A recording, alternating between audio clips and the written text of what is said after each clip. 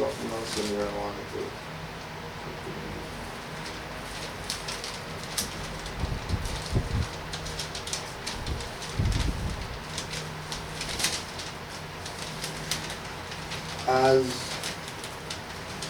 As we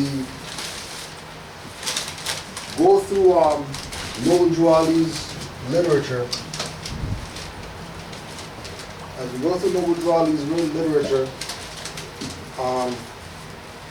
we realize that there was never a time that he was speaking from this religious perspective. If he's speaking religious, he's speaking from spiritually religious position, not pray to somebody position. He was always dealing with the man thinking with his higher mind, right? Not just limiting yourself to what you might have been taught or told or whatever.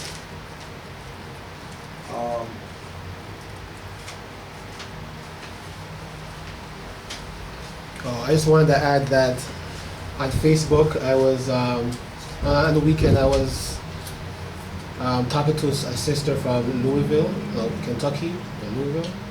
Yeah. And she just, because she was in Toronto like for the last month, so she said that she tried to call the temple. Yeah. I got her message on. Tuesday. I got the message when I picked up the message because she says she was only here till Monday or something. Yeah. So actually, I guess she was on Facebook and she realized I was in Toronto, so she messaged me. Yeah. So I was talking to her and good vibes and everything. And so we were talking about the temple, and then I was talking about Moors being not taxed, and she's like surprised, like I'm talking like that. She's like, really?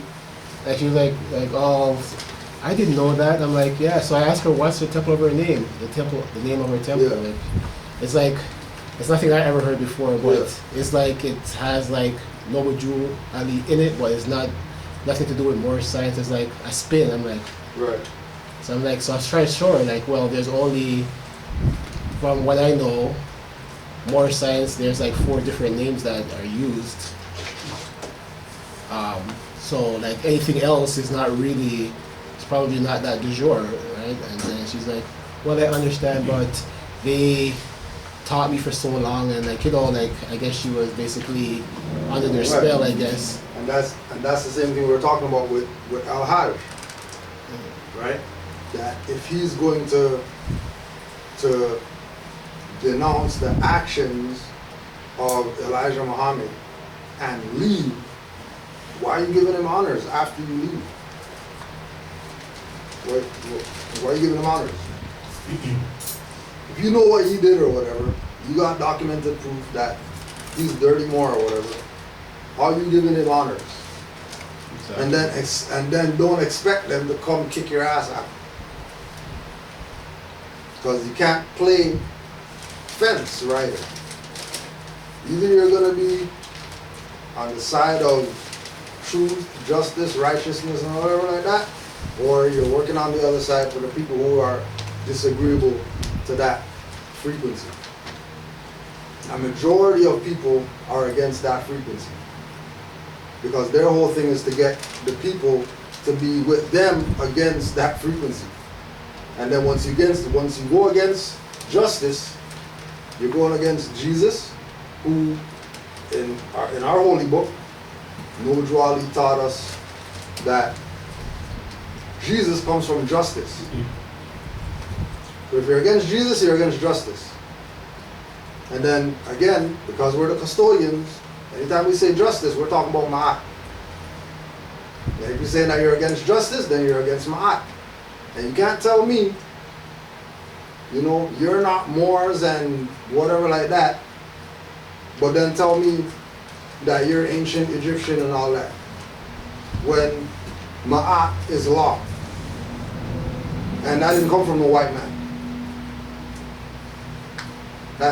Law is ancient. Law is not something European created. Right?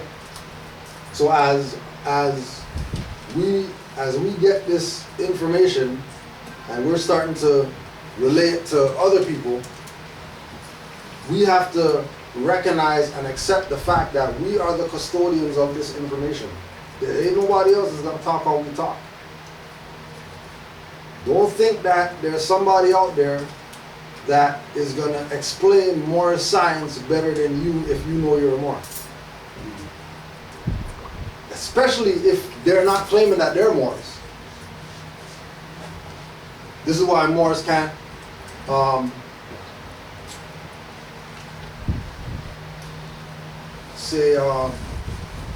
back down from intellectual challenges, because we have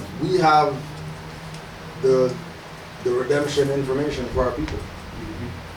We can look at everybody else's track record and see that they didn't have the impact. Actually, speaking about that, right? There was an article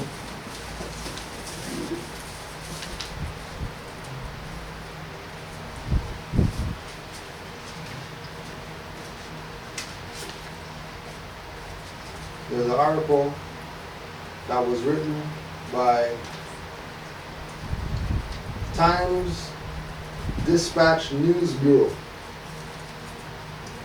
The author of the article is Thomas Howard. In Prince George, Moor colony flourishes. Deep in the heart of Prince George's woodland country is a community where the greeting is Islam and the parting is peace. The men wear the fez and children wear turbans. Where the women are at. Over the doorways and windows of homes and buildings are the symbols of their Muslim faith, the star and crescent and the circle 7. It is the Moor Science Colony, the only one in the south, the home of 25 families of Moors. F. Nelson Bay, founder of the colony, is the grand governor and secular head of the settlement. Some people call me supervisor, he said. The 80 persons who live on the 200 acres owned by the colony term themselves Moors by virtue of descent from North African Moabites tribes brought to America as slaves in the 18th and 19th century. Right, so you see the twisting of the teachings, right? When we say to consider that after 1929 that there was a sellout, and not everybody who says Moors and all that stuff is really in your favor. They're not speaking in your favor. The fact that Noble Drew Ali told Moors that you're not Negro black colored, right? Noble Drew Ali told Moors you're not Negro black colored. And then they're going to put out there that the colony terms themselves Moors by virtue of descent from North African Moabite tribes brought to America as slaves. That's not the teachings, right? So when we question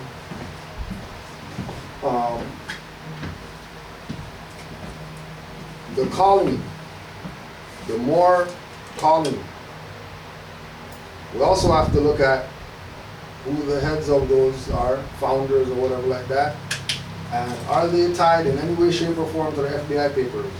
And what position do they hold in the FBI papers?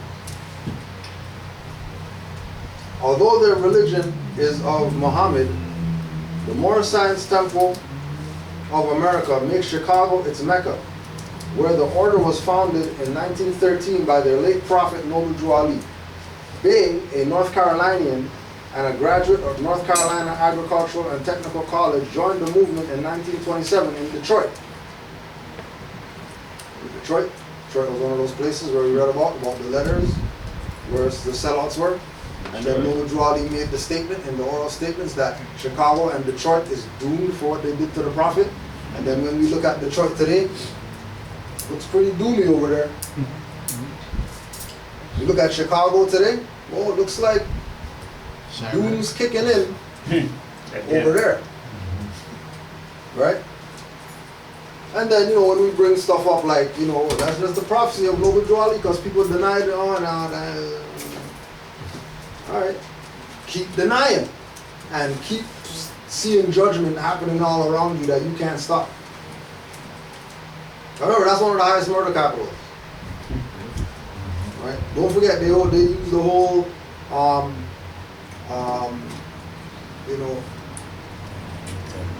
brainwash a generation through basketball through that city right there. Using Jordan. Right? We found the people in the area curious but receptive, said Bay. Gradually, a few persons joined the colony and it has developed slowly but steadily since. Some try it and move on, but others cope and stay. Bay said no evangelizing is undertaken. A person is free to join and just as free to leave. There are 28 buildings owned by the colony, nearly all of them residences. Most are small and some crudely built, but others are masonry. Property is owned communally. But Bay said a man builds his own home with the help of the colony and lives in it as long as he wants. The temple, the community meeting hall, and several of the dwellings are of Moroccan architecture, with square flat roofs and jutting roof timbers. The temple is the center of the colony. The settlement also owns a garage and a store. Most of the males are away during the day as far as factory workers. Friday is the Muslims' holy day all over the world, said Bay, but we have to live with the customs of America, so we work on Friday. The weekly temple service is held each Friday evening, conducted by the Grand Sheikh, the colony's spiritual head. Now keep in mind how many times they said temple service in this city. When you read the teachings of Noble Jwali, he says temple meetings. So as soon as you see Moors talking about some type of service, know that they were probably taught by those infiltrators whose job was to push the whole idea of this is church. Moorish Church 2016 order. Right? Just the fact that they're calling their meeting service. Even though it's holy day, it's still a meeting. Right? Fundamentally, the religion is the same as the Eastern Islamism, said they. Right? It's not the same. They know Eastern Islam teaching people that Allah is in man and that Allah unfolds when man unfolds and all that. They're teaching people that they need to pray to some stuff out there somewhere. 5 times a day. Right? 5 times a day. Then you might get some saving grace or whatever. Right? Might. But we have to modify it to meet the circumstances, said Bay. The faith as established by Jwali follows a modified version of the Quran. Bay explained they believe Jesus was one of the holy prophets and his instruction is a fundamental part of their doctrine. Jesus, Muhammad, Buddha, and Confucius were all the same reincarnated spirit, born and chosen by plan by the great God of the universe, Allah, said Bay. All families have either Bay or El as a surname. They are the names of the Moabite tribes from whom we are descended, explained Bay. A newcomer arbitrarily selects either tribal name. The colony celebrates 2 holidays. Big quotes. January 8th, the birthday of Jwali, and September 17th, the birth of Supreme Consul Charles Kirkman Bay. Pilgrimages are made to the Chicago Temple. Bay's own philosophical guidance has done much to make a place in Prince George for the colony. As an organized group, the members have been called on to help fight forest fires, get crops in, or lend a helping hand wherever needed. Bay said his instruction from Chicago when he first came down was simple. Make friends at all costs, and once you have made friends, hold them.